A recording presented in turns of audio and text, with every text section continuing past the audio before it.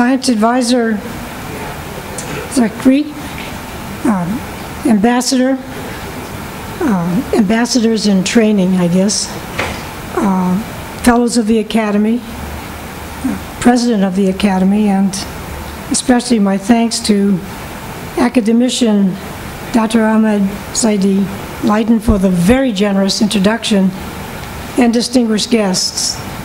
It's a huge honor to be here to speak with you today, and especially to have had the opportunity to visit here in Malaysia over the last several days.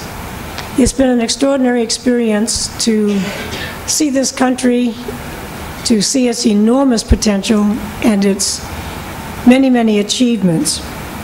So I will speak today about my duties as a science envoy appointed by President Obama.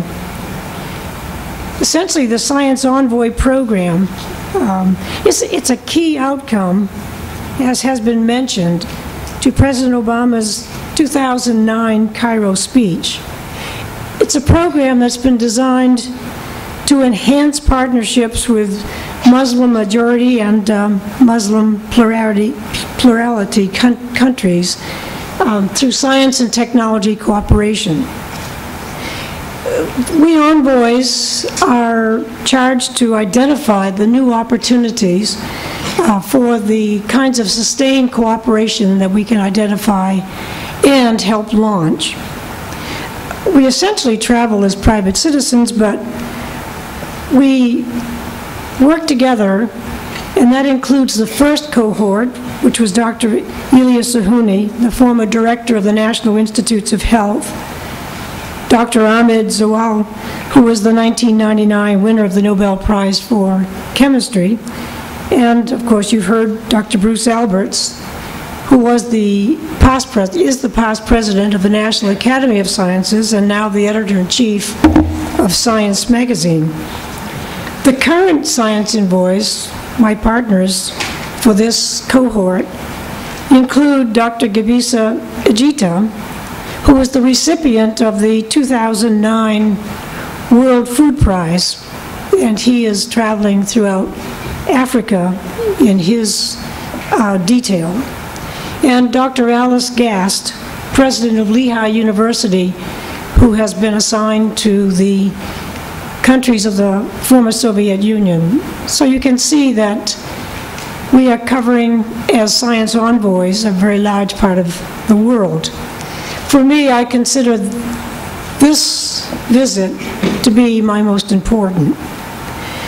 President Obama stated that international collaboration is a fundamental component of strengthening our science and technology capabilities.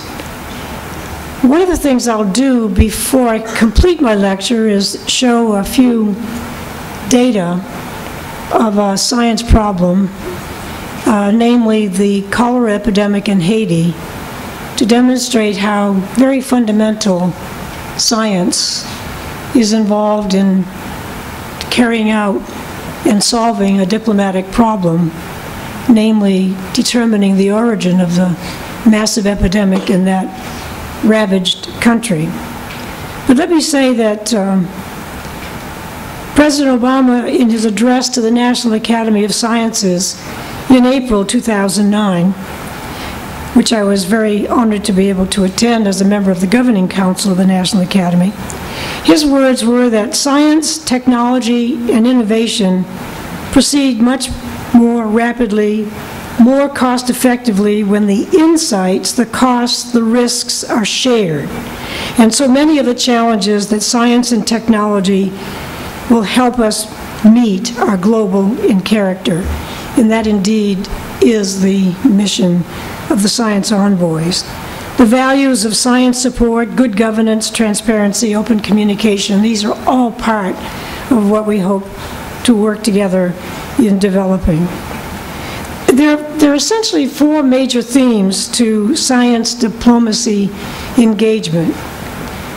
One is to inform science policy, or in general, to inform policy decisions. Science and technology provide data that we can use to make these policy decisions and to understand events that are science-based. I can say that from my own experience in studying climate change and infectious diseases and the interactions of climate events with infectious diseases, malaria, dengue, cholera, it's really the science and technology information that allows us to determine, to predict, to develop models, to understand the infectious disease spread and the potential for climate change to exacerbate or to influence these diseases that already are pandemic in some parts of our world. Another major theme is building relationships, because science can open the door for dialogue. Science can build the bridges through shared experimentation, through exchange of data, through designing experiments together to solve a problem that is a global problem. And that through this effort, we end up sharing culture.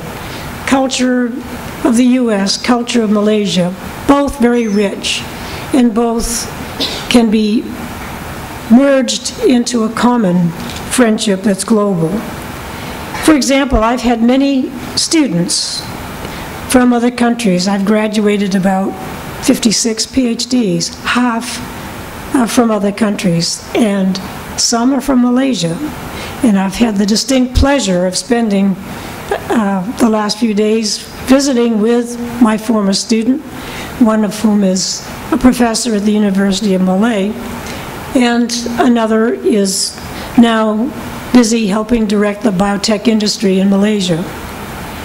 The kinds of interactions you have with students are forever, and they're rich in friendship and rich in understanding, and also very enjoyable in the kinds of letters you receive at holiday time, telling about each other's families and learning how your students are prospering in countries throughout the world. A third theme is a very important one, innovation and economic growth. The advances in science and technology promote economic growth. Science and technology is the engine of the economy. And innovation really is the underpinning of 21st century knowledge, 21st century economies. And the fruit of the scientific and technological research is really what builds promise for the future in the 21st century. And the science is moving at lightning speed. For example, just an area of genome sequencing. Barely a decade ago, we were able to sequence, or have sequenced, the first human genome. It cost well over $1 million, took years. Now we're advancing to the point where we may have a $1,000 genome in a matter of days. The instrumentation used to cost nearly $1 million.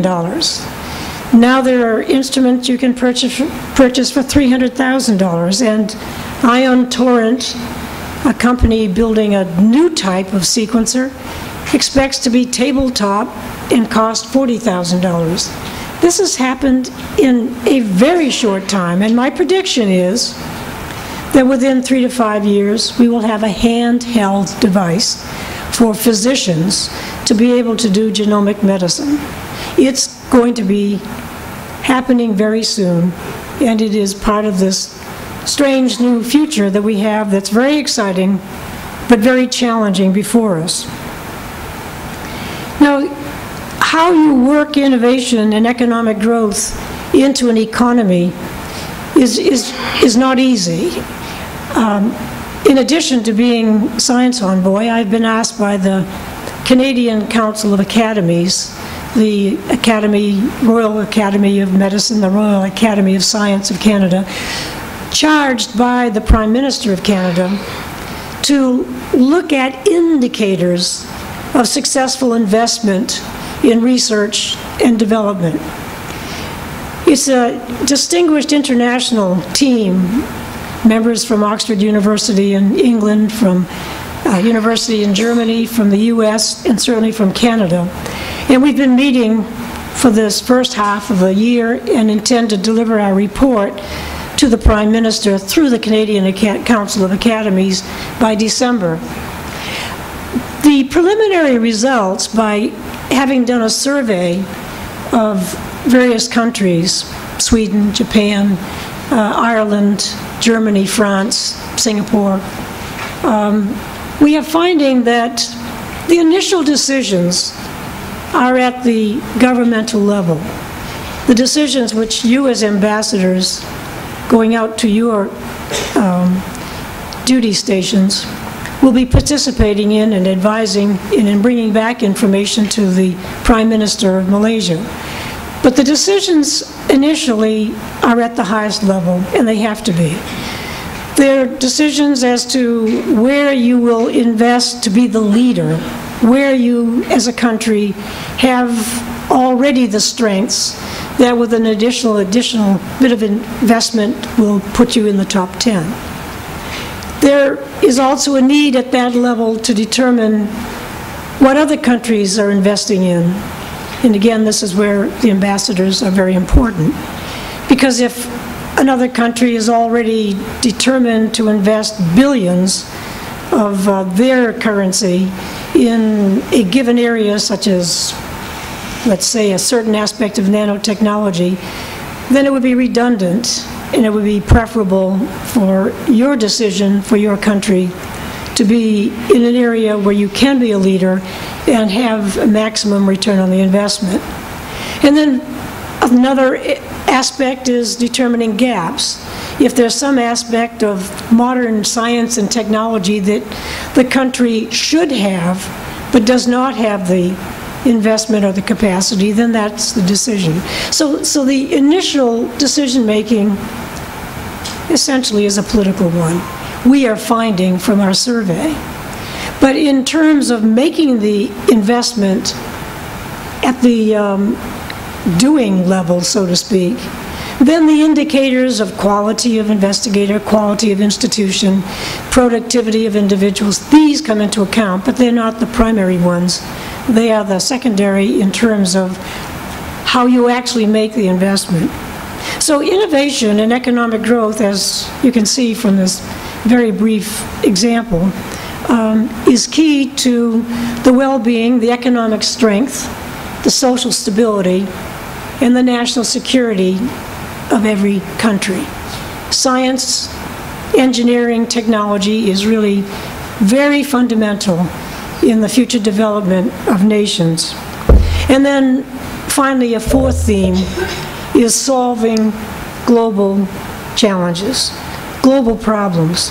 Climate change, that is not solvable by any one country.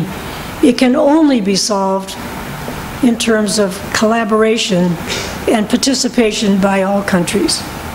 Challenges like health, infectious diseases. I can tell you that bacteria, viruses, and parasites don't carry passports. They don't pay attention to visas. They simply transcend boundaries of countries. That means that we have to work together to understand what drives an epidemic, how to be cost-effective in encircling and closing off the epidemic, and this has to be done through collaboration with all countries. Water safety, pure water, safe drinking water, is actually the most important contribution any country can make to its people. From the studies that we have done, which I don't have time to go into, but